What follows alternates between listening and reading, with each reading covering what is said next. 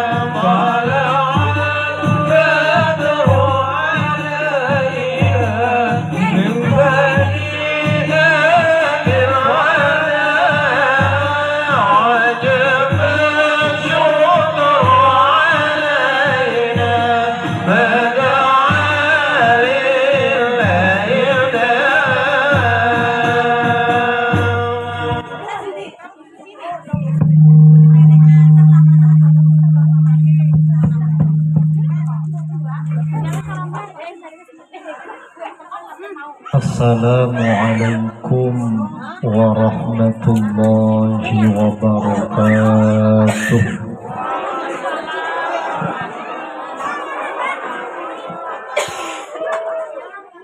Daun salam, daun sirih. Nah, cakepnya mana? Ulang sekali lagi saya. Daun salam, daun sirih.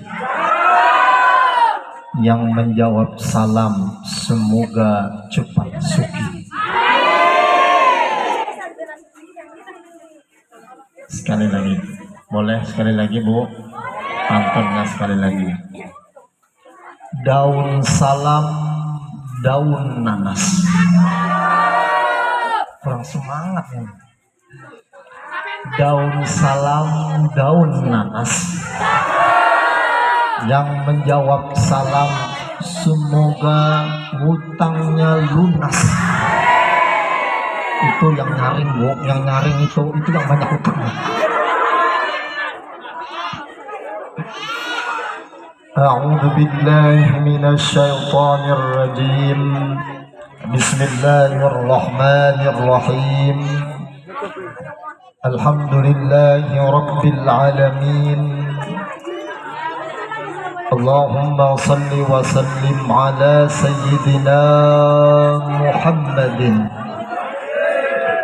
miftahi babi rahmatillah adada ma fi ilmillah salatan wa salaman daimaini bidawami mulkillah wa ala alihi wa sahbihi adada kulli dharratin alfa marrah.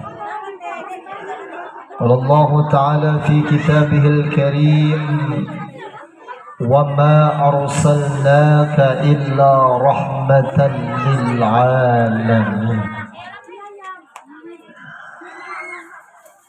صدق الله العظيم وصدق الرسول الكريم. Yang terhormat dan yang sama-sama kita hormati para pimpinan manajemen perusahaan,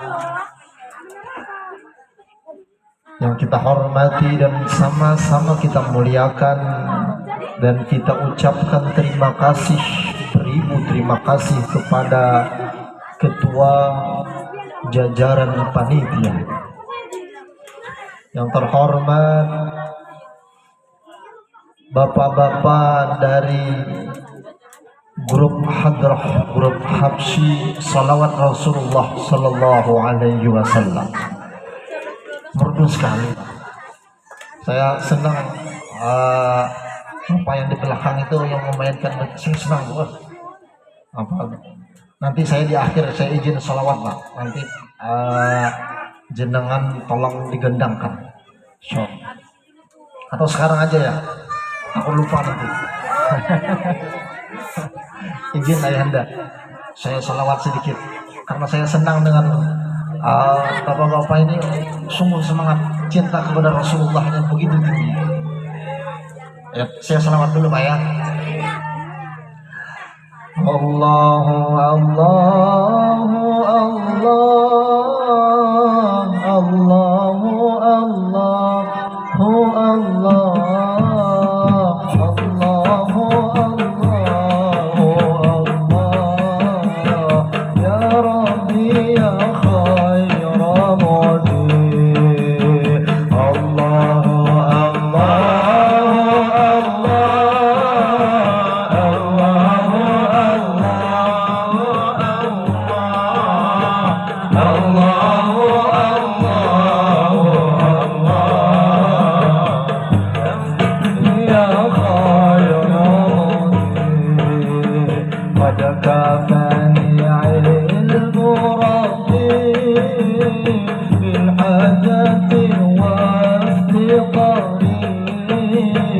قد كفاني علم ربي بافتقاري واختياري الله الله الله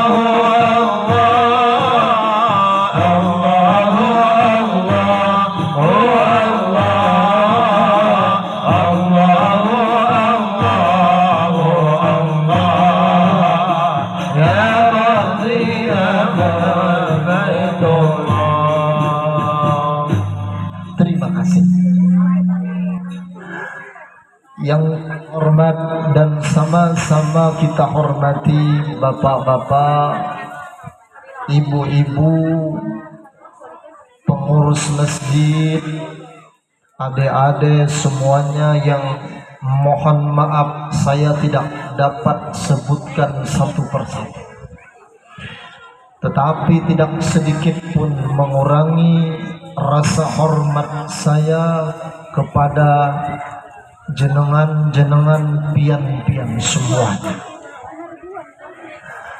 Bersyukur kepada Allah Subhanahu wa taala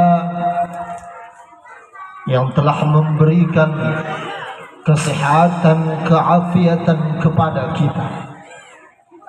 Sungguh sangat mahal seandainya satu hirupan udara yang diberikan Allah Subhanahu wa taala ini, setiap hirupan kita mesti bayar berapa puluh juta sehari kita bayar kepada Allah.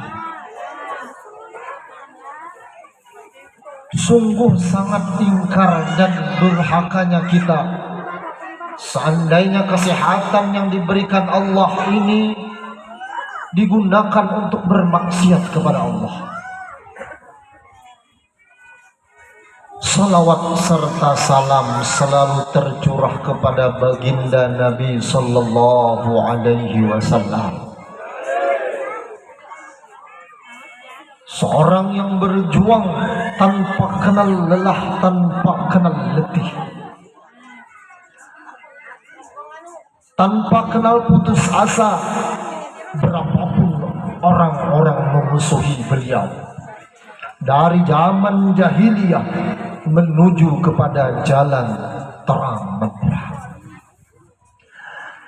Bapak Ibu sekalian yang dirahmati oleh Allah Subhanahu wa taala, saya yakin dan saya bangga kepada Bapak Ibu sekalian, rela datang menyisihkan waktunya ke tempat ini tak lain dan tak bukan kecuali hanya cinta kepada Rasulullah Sallallahu Alaihi Wasallam. Semoga dengan datangnya kita di sini sebagai bentuk cintanya kita kepada Rasulullah, nanti kita diberikan syafaat oleh Rasulullah Sallallahu Alaihi Wasallam. Bapak Ibu sekalian yang dirahmati oleh Allah Subhanahu wa taala, kenapa dikatakan bahwasanya Rasulullah itu membawa manusia daripada zaman jahiliyah menuju kepada jalan terang benderang. Padahal Bu, kalau kita baca di buku sejarah, sebelum Rasulullah lahir ke dunia ini, itu manajemen kehidupan peradaban di Arab itu sungguh sangat maju daripada tempat-tempat lainnya. Coba kita baca sama-sama di dalam buku Sirah Nabawi, bahwa sebelum Rasulullah itu dilahirkan ke muka bumi ini, itu yang dapat membuka jalur perdagangan daripada Mekah ke Syam. Syam itu sekarang kurang lebih Jordania, Syria, Palestina, sebagian daripada wilayah Israel, itu Syam. Saat negara-negara lain, kerajaan-kerajaan lain tidak sanggup, tidak ada yang dapat membuka jalur perdagangan itu, maka orang-orang Mekah pada zaman itu sudah bisa membuka jalur perdagangan. Makanya kalau dikatakan orang jahiliyah itu jahil, ada sifat positif di dalam orang jahiliyah itu yang perlu kita teladani. Yang pertama adalah Pak, yaitu orang Arab, orang jahiliyah pada masa itu yang perlu kita teladani, sangat menjunjung tinggi dengan tepat janji. Jadi orang Arab itu Pak, sebelum Rasulullah lahir, dia rela mengorbankan nyawanya, dia rela mengorbankan, bahkan rela membunuh anaknya, asalkan tertepati janji. Orang Arab sebelum lahir Rasulullah. Yang kedua, ada sifat yang perlu kita teladani. Apa? Memuliakan tamu. Orang Arab pada masa itu Bu, seandainya kita hidup di zaman itu, kita datang ke rumahnya, bertamu ke rumahnya, itu dijamin semua makanan yang ada di rumah itu akan keluar, akan disajikan kepada kita. Kalau kita apa Pak? Kira-kira apa? Dihitung dulu. Dihitung.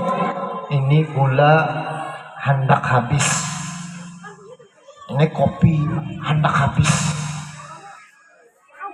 Emaknya, Bu, tolong keluarkan air putih. Ujung-ujungnya air putih. Kalau orang Arab dulu, kalaupun mestinya dia mempunyai tersisa satu kambing di belakang rumahnya, ada orang bertamu ke rumahnya, kambing yang satu itu akan mesti disembelih untuk disajikan kepada tamu. Jadi kalau sekarang Pak, kita ada orang, kita bertamu ke rumah orang, rupanya orang yang punya rumah ini itu tidak melayani dengan tamunya, berarti lebih jahiliyah daripada orang jahiliyah. Tetapi kalau kita bertamu ke rumah orang, mesti tahu diri. Saya dulu pernah berteman waktu saya mondok di di Pamangkih, Ibnul Amin. Jadi saya dulu mondok itu di Ibnul Amin, Pak. Suatu saat saya bertamu ke rumah teman saya. Istilah santri kan tahu adab. Jadi datang saya ke rumahnya. Terkejutnya saya Bu, rupanya makanan-makanan yang di rumah tadi dikeluarkan semua. Makanlah saya. Setelah makan apa?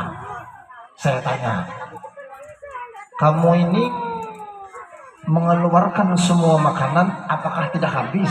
Apa sisanya untuk kamu? Katanya apa Bu? Ini sangat menggetikkan hati saya. Tugas kami tuan rumah menghormati tamu. Tugas kamu tamu tahu diri. Rupanya buah yang disajikan tadi, saya itu tidak sadar sudah menghabiskan buah yang satu piring itu. Rupanya dia yang punya rumah belum mencicipi. Artinya kalau bertamu ke rumah orang, jangan terlalu lama.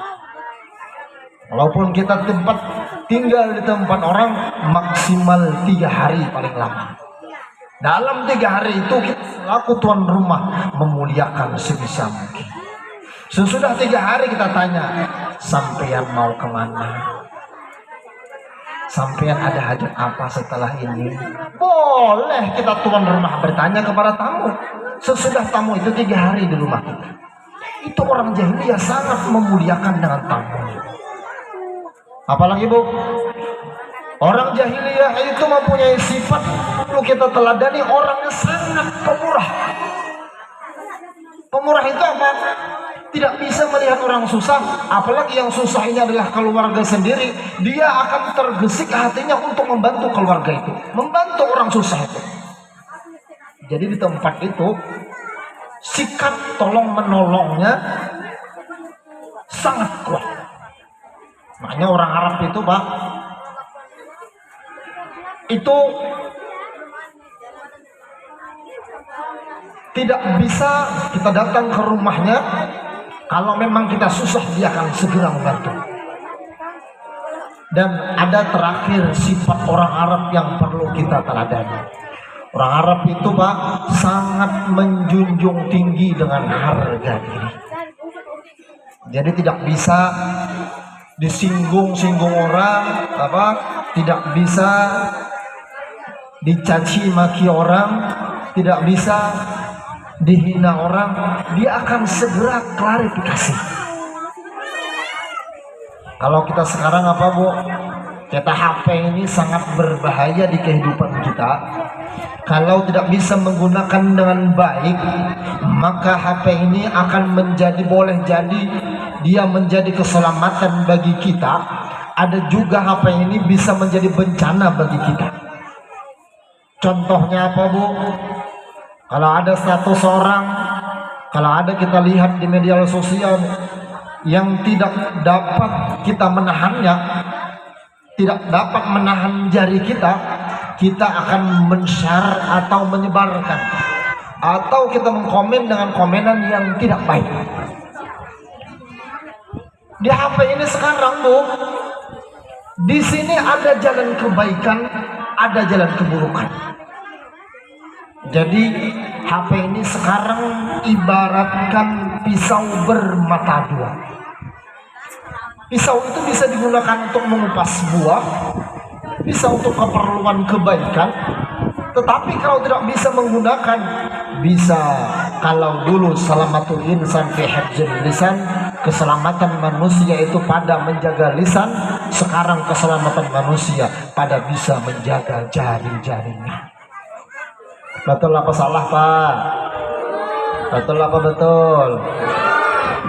Tidak semangat yang di belakang Bu, di belakang masih hidup. Kenapa orang jahiliyah itu dikatakan jahiliyah Pak? Rupanya pertama dikatakan jahiliyah dari segi pernikahan. Orang jahiliyah itu ada 4 macam pernikahan, yang mana salah satunya itu dibawa oleh Islam, yang 3 dihapus oleh Islam. Yang pertama adalah sistem pernikahan pada zaman jahiliyah. Itu seorang laki-laki datang melamar perempuan, lalu apabila perempuan ini setuju, maka akan ke waktu selanjutnya membicarakan kapan pernikahan. Dan itu sekarang dibolehkan dalam Islam, bahkan dianjurkan. Ada ajaran kedua pada zaman Islam itu, pada zaman jahiliyah itu, pernikahannya apa?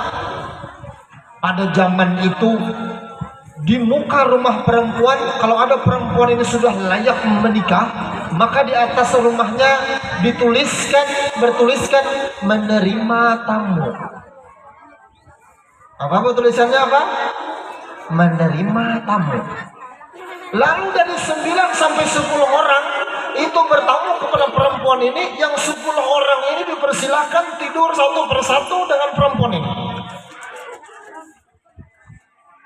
10 orang ini Bu disuruh tidur dengan perempuan 1 orang ini bergantian sampai perempuan ini nanti hamil 1 bulan 2 bulan sampai dia melahirkan. Setelah melahirkan, perempuan ini akan memanggil kembali dulu laki-laki yang tidur dengan dia. Itu di list apa namanya? Otto, Odin, Arman.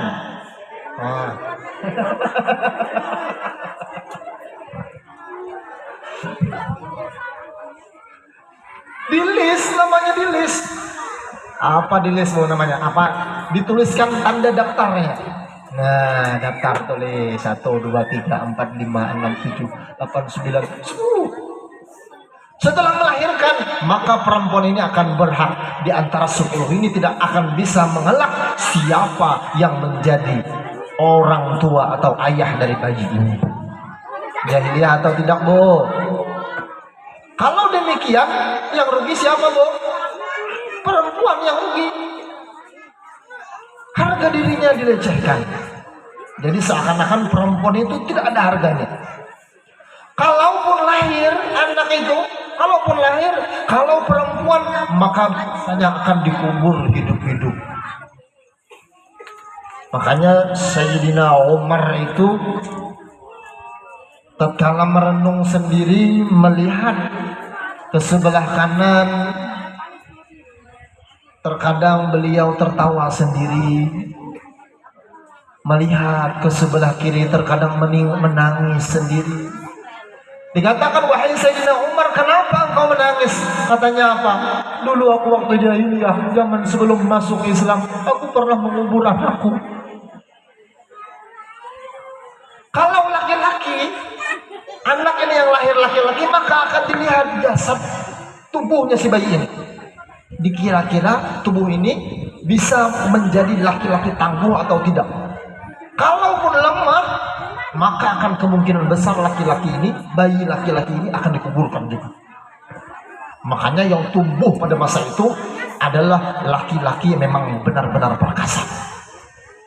Memang orang Arab luar biasa. Kejahilannya ada juga yang perlu diteladani. Ada sistem pernikahan yang ketiga. Dikumpulkan laki-laki 10 sampai 20 orang. 20 orang Pak, Bu. Oh Bu. Bu. Masih hidup?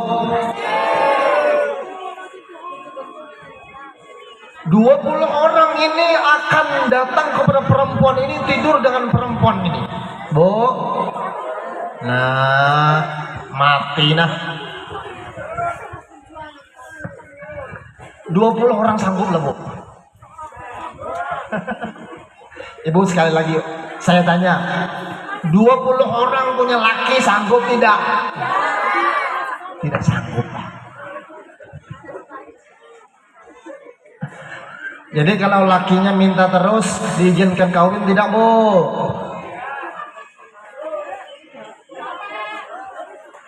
Tidak ada suara. Jadi kalau lakinya minta pagi, setiap pagi minta, malam minta, pagi minta, malam minta, pagi minta, jenengan kecapean diizinkan kawin lagi tidak Bu?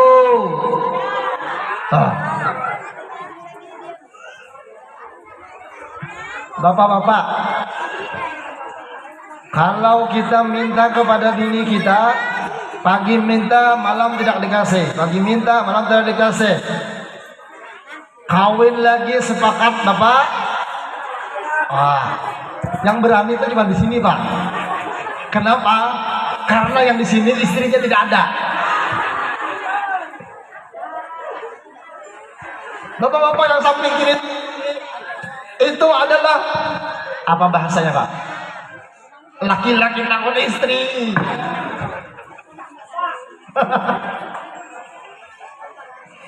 Seandainya saat saya menyebutkan sepakat, ada satu bapak yang di samping kiri saya ini mengucapkan sepakat, saya yakin Pak, malam ini bajunya, kasurnya, bantalnya akan ada di luar rumah.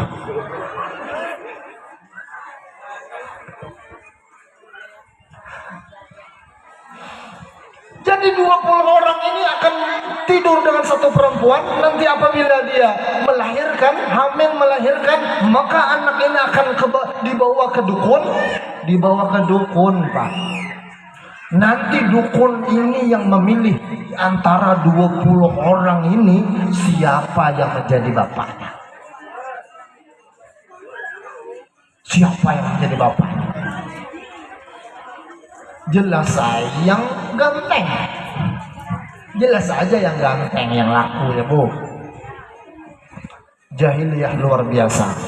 Hari ini Bu, karena tema kita adalah Maulid Nabi, maka saya akan bercerita tentang sirah nabawiyah, perjalanan Nabi Sallallahu Alaihi Wasallam sebelum dilahirkan ke muka bumi ini. Siapa yang tahu ayah Rasulullah, ayah Nabi Bu? Siapa Bu?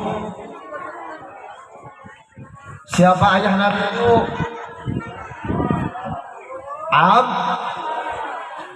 Siapa nama ayah Abdullah Bu? Siapa Bu? Abdul Muthalib. Siapa nama ayah Abdul Muthalib Bu?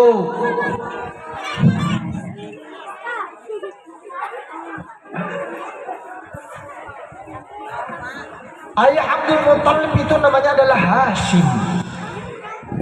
Hashim. Siapa nama ayah Hashim? Hashim itu namanya Ustaz, ayahnya adalah Taufik Hidayat. Loh, tahu di mana? Itu di kampung saya Hashim namanya ayahnya Taufik Hidayat.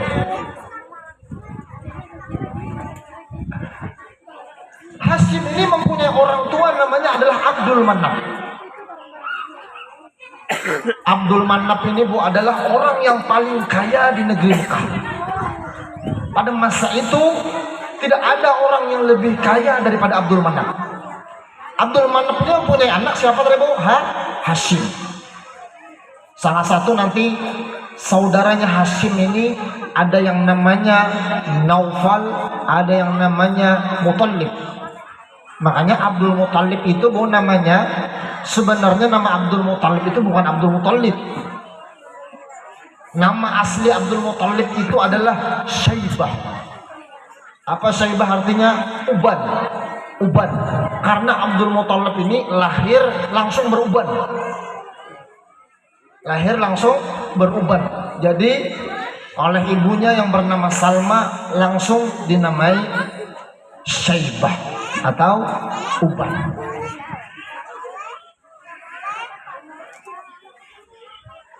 Ayahnya Abdul Muthalib ini bernama Hashim. Hashim ini Bu, saya katakan tadi apa? Orang pada zaman itu bangsa lain tidak dapat membuka jalur perdagangan. Hashim inilah orang yang sanggup membuka jalur perdagangan. Orang dulu 1 tahun sekali, pada zaman Hashim ini 1 tahun 2 kali.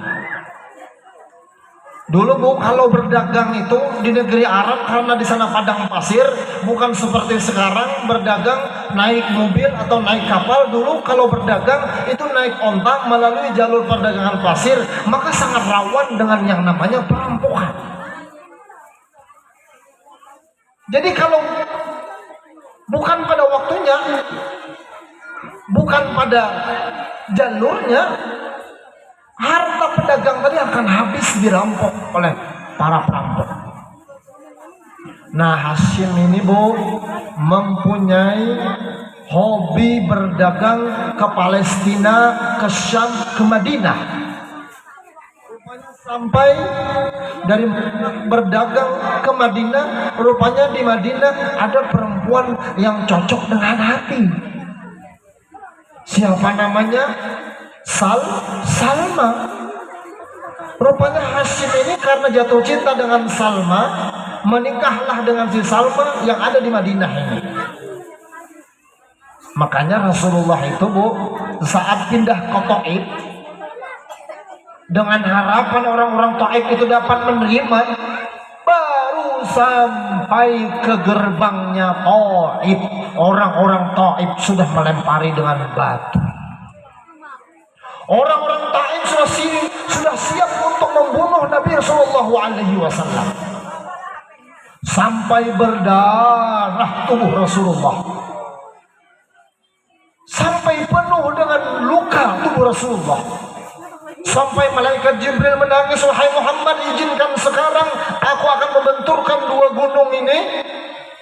Taif itu kan di tengah-tengah gunung. Dua gunung ini, wahai Muhammad, izinkan aku akan membenturkan gunung itu dan gunung itu agar orang yang ada di Taif ini semuanya mati, wahai Muhammad. Izinkan, katakan sekarang, izinkan, akan kuhancurkan semuanya. Kata Rasulullah apa? Wahai Jibril, jangan Jibril.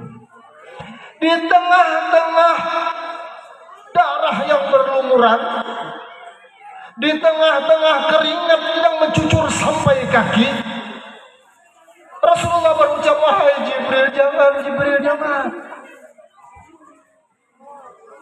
Aku mengharapkan dari mereka itu, kalau tidak mereka yang beriman kepada Allah, anak cucu mereka nanti yang menyembah Allah Subhanahu wa Ta'ala. Ya Bu, kalau kita umroh itu kita jalan-jalan ke Taif, ya Pak ya, di Taif itu kebun kurma yang paling manis, di Taif itu tanah yang paling subur, di Taif itu tempat yang paling nyaman. Itu berkat doanya Rasulullah. Seandainya dulu waktu Jibril mengatakan minta izin, Rasulullah mengatakan hancurkan wahai Jibril, hancur itu Taif sampai sekarang, tidak akan ada yang namanya Taif. Tapi Rasulullah apa? Wa ma arsalnaka illa rahmatan lil alamin. Rasulullah diutus untuk menjadi rahmat bagi sekalian Allah. Maka bersyukur kita menjadi umatnya Rasulullah Sallallahu Alaihi Wasallam. Maka Rasulullah itu pindah ke Madinah, mudah diterima oleh orang Madinah. Kenapa? Karena di sana banyak sepupu-sepupu Rasulullah. Kenapa? Karena neneknya Rasulullah, siapa yang bernama Salma tadi, asli orang Madinah. Coba kita di tempat sini, Bu. Seandainya keluarga besar kita ada di tempat sini, lalu anak cucu kita datang, kita sedikit banyak akan menyambut anak cucu kita itu. Makanya Rasulullah itu selain orang yang sudah beriman banyak di Madinah, beliau mudah diterima di Madinah. Dan orang Madinah itu, Bu, terkenal sebagai orang-orang yang ahli dalam strategi perang. Makanya kalau kita baca dalam sirah nabawiyah, perjalanan Rasulullah, bahwasanya saat Fathul Mekah itu, Mekah itu ditaklukkan dengan tanpa perang, dengan tanpa perang.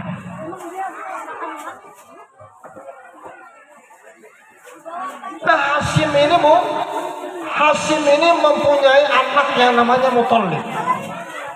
Hashim apa? Hashim ini hobinya berdagang, lalu sampai di Palestina meninggal dunia. Nah, Hashim ini pada waktu itu di Mekah sebagai penguasa Mekah. Sebagai penguasa Mekah.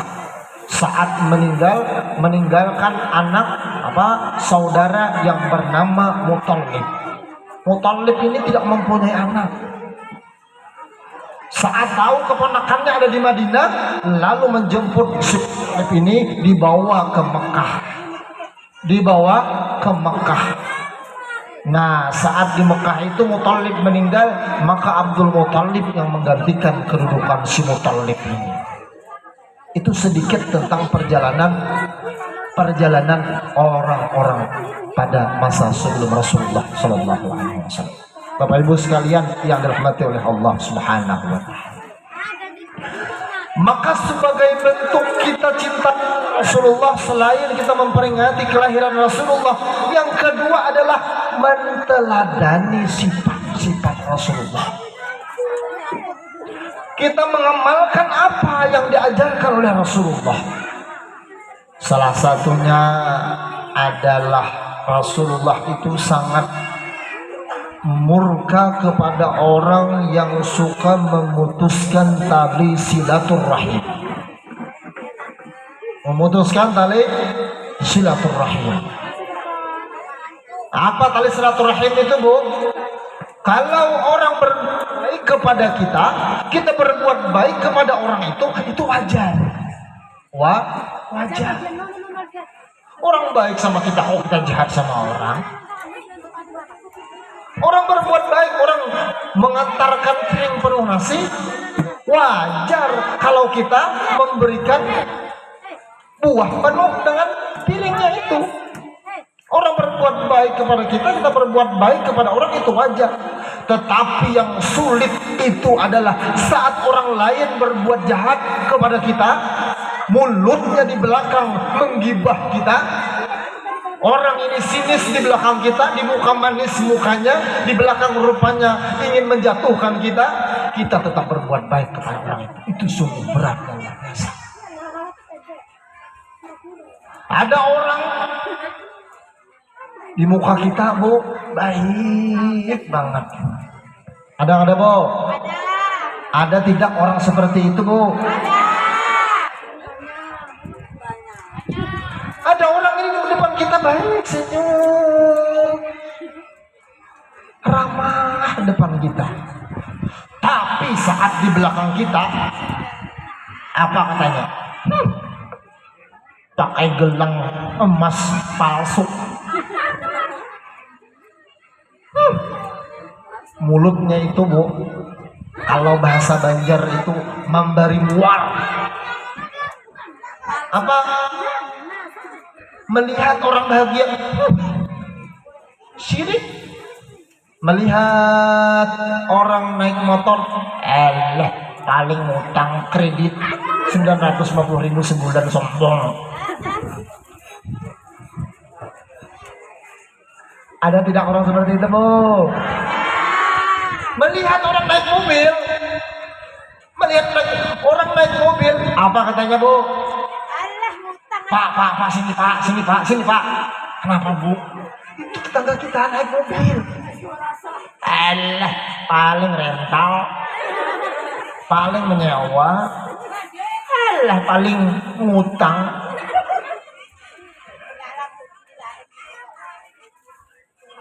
Ada tidak orang seperti itu, Bu?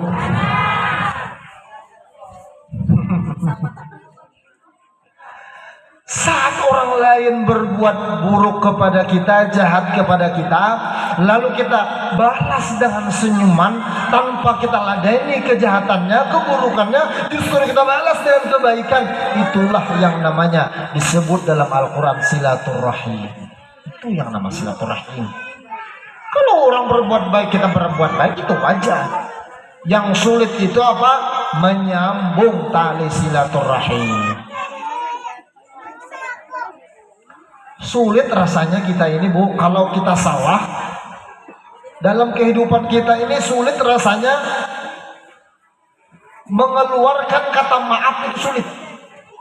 Kenapa? Karena sudah terbawa gengsi yang terlalu tinggi. Saat kita bersalah dengan orang, pasti apa yang kita katakan? Dia tuh yang salah tuh. Siapa suruh juga?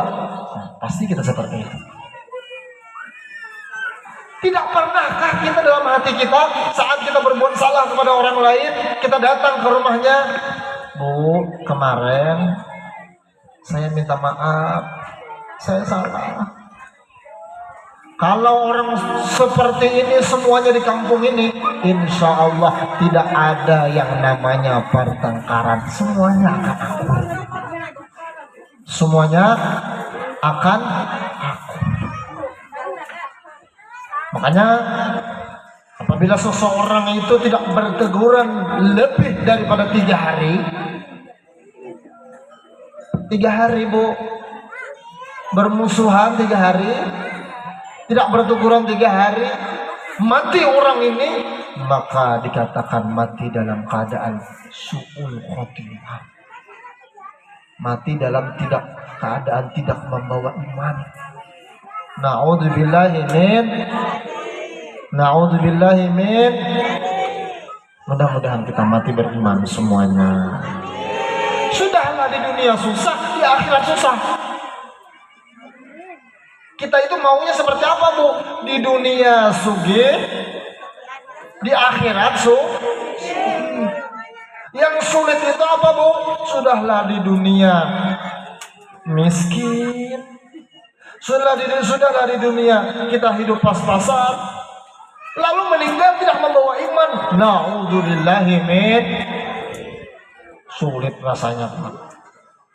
Sulit rasanya.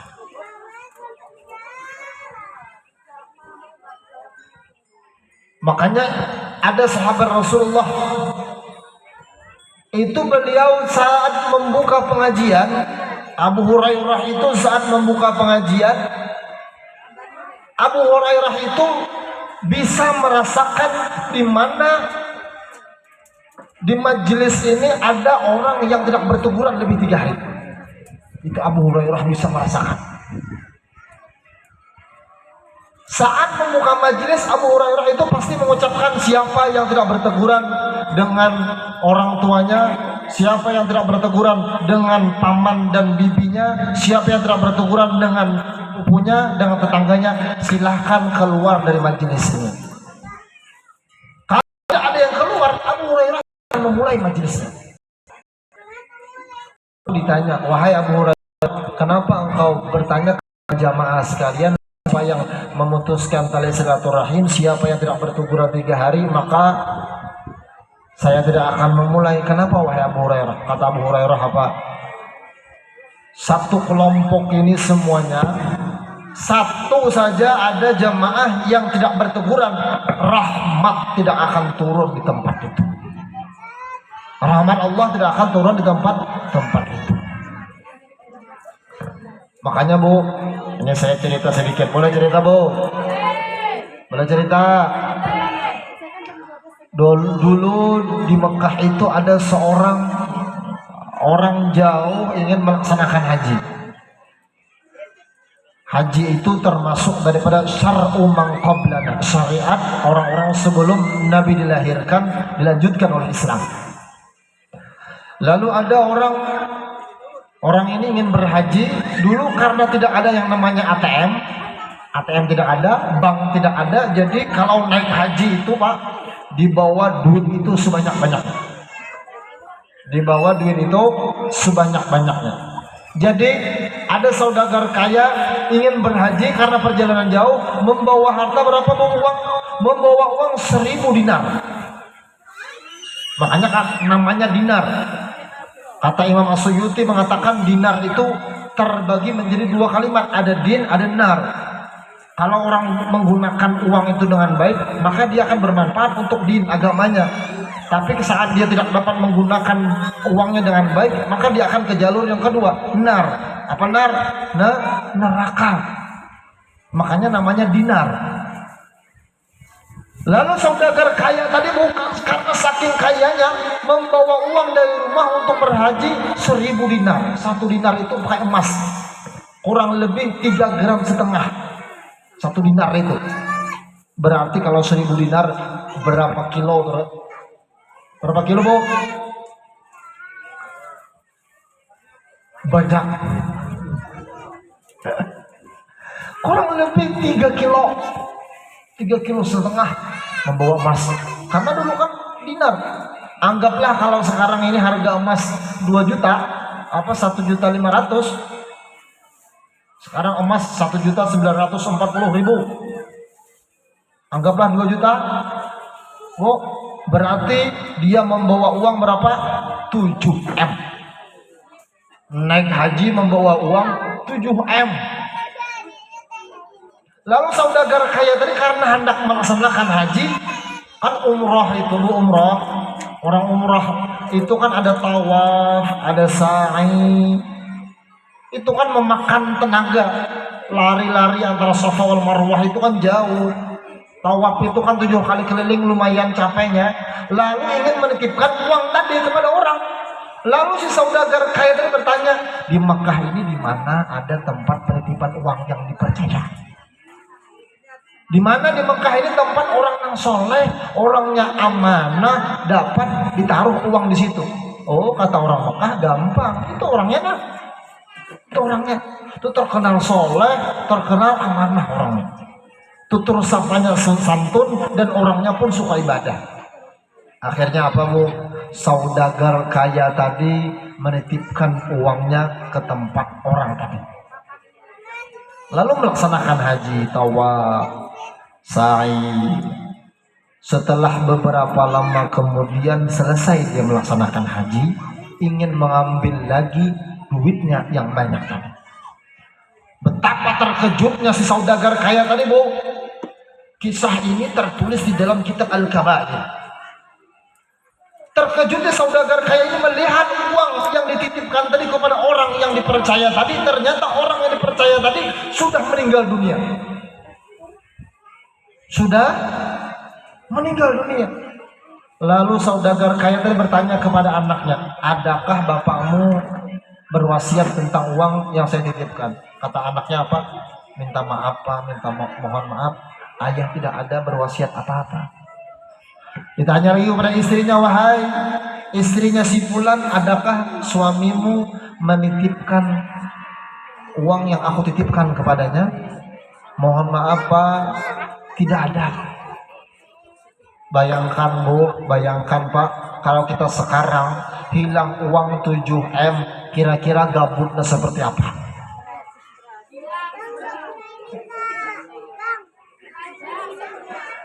Kira-kira apa bahasa gabut itu Pak?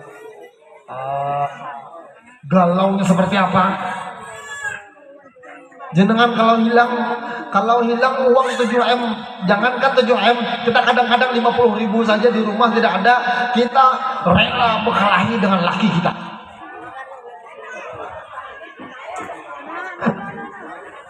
Pak, ini mana uang, mana uang sini mana? Kata bapaknya tidak tahu Bu. Ibu taruh di mana? Di sini nah, di sini. Saya tidak tahu Bu. Ini tidak ada orang lain selain bapak di sini. Pasti bapak yang ambil untuk beli rokok kan? Tidak ada Pak, tidak ada Bu. Bohong. Pasti ini bapak yang ambil ini. Rela berkelahi, anak ada. Nak sini nak. Belum ngomong apa-apa sudah dicubit, ikam karena ambil duit. Kamu yang ambil duit, kasihan anak menangis. Menjadi terduga, menjadi pelaku tersangka, padahal belum pasti pelakunya siapa. Itu 50.000. Bayangkan saudagar kaya ini Bu, hilang uang 7M. Lalu Bu, dulu orang kalau punya masalah itu bertanya, minta pendapat kepada orang alim. Nah, kepada orang alim. Jadi sewun kepada apa? Kepada orang alim, minta pendapat. Kiai, ini saya ingin curhat sedikit, siapa tahu Kiai dapat memberikan solusinya. Ya, apa Kiainya apa silahkan. Kiai, saya hilang uang 7M.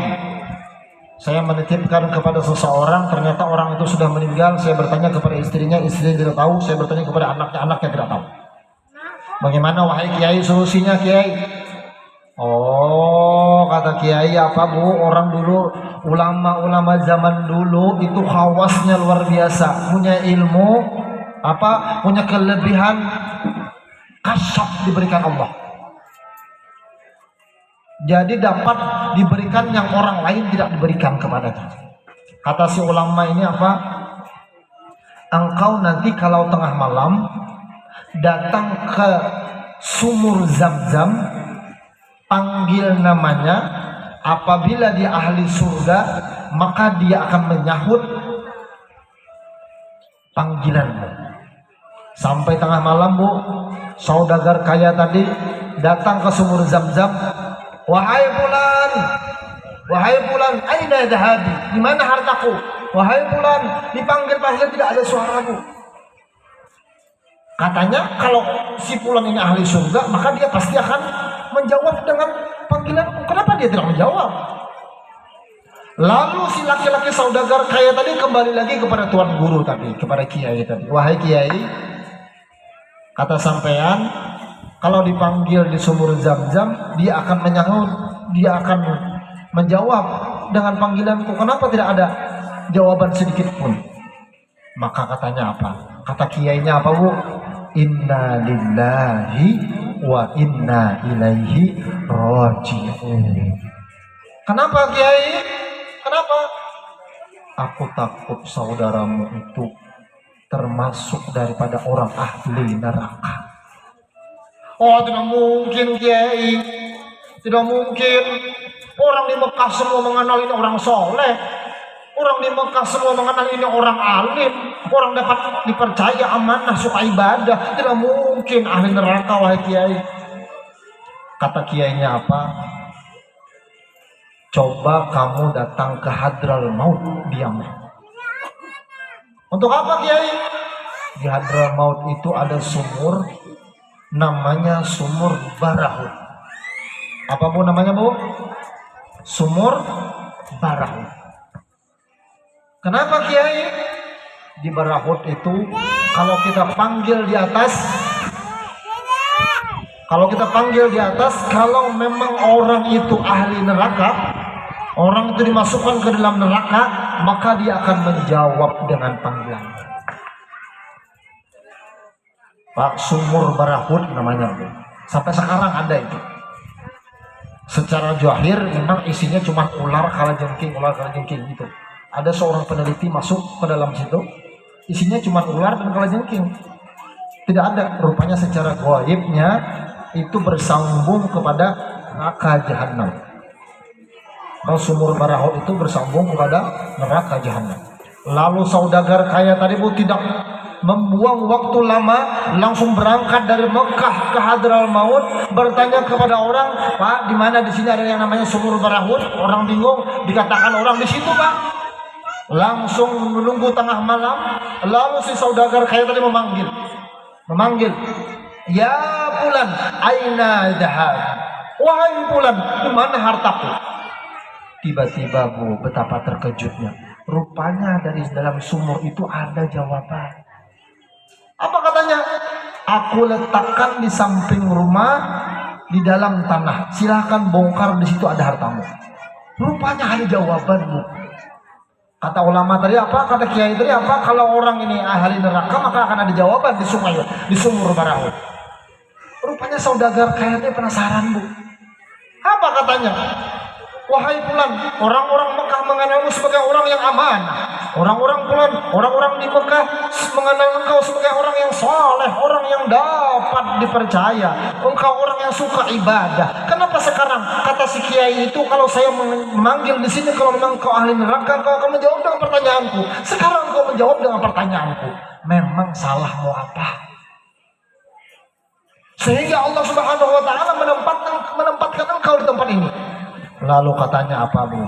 Pak, katanya apa?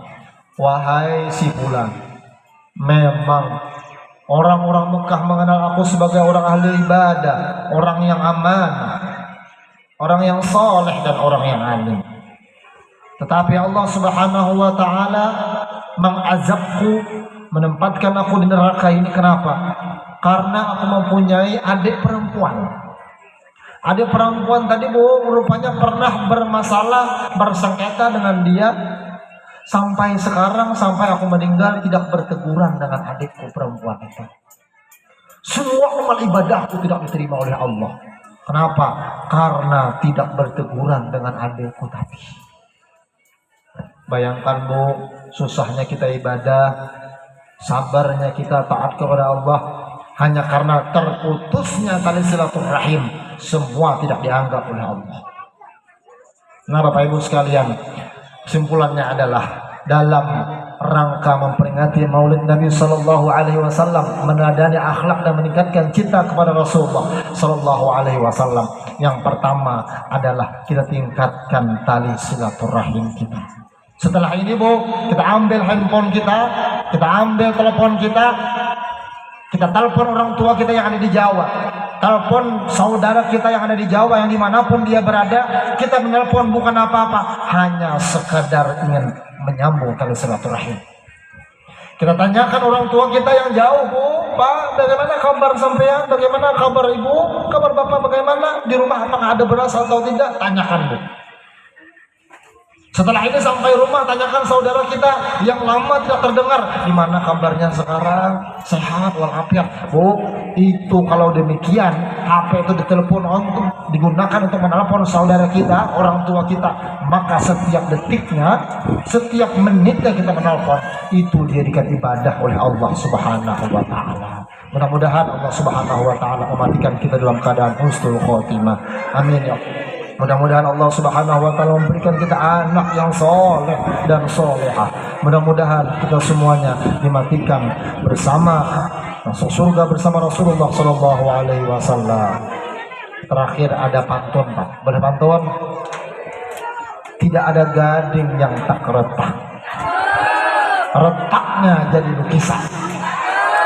Tak ada lautan yang tak bergelombang, gelombangnya jadi hiasan.